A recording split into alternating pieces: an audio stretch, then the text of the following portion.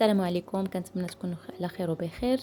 اليوم غندير موديل جديد لأول مرة كنديرو، وقلت نتشاركه معكم في فيديو.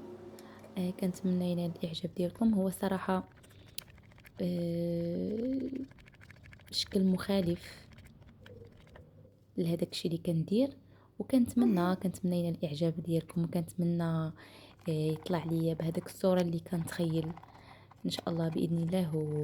وتابعوا معي باش تشوفوا طريقه كيفاش ممكن انكم تذوقوا وتفنوا في واحد مثلا قراده ولا طبله ديالكم ولا اي حاجه، طابلو، اي حاجه ممكن انكم آه، تسوقوها وتبدلوا ليها الشكل على حسب نتوما الشكل اللي بغيتو، على حسب التصور اللي درتو في راسكم، وعلى حسب نيتا. تقدري كاع بعض المرات ديريها حتى في تبدلي الطبله، اللوينات ديال الطبله، وعلى حسب لي فوتوي ولا على حسب الطلامط اللي خديتي. المهم كنتبعوا معايا الطريقه ونتمنى الاعجاب ديالكم.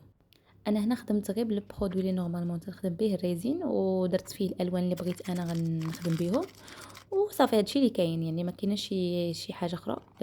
كتختلف غير في الطريقه، كيفاش غتحطي بها الالوان وكيفاش غتخدمي بها هاد الطبله ولا هاد الكراطه ولا هاد اللوحه، ولا شوفي على حسب نتوما باش تخدموا.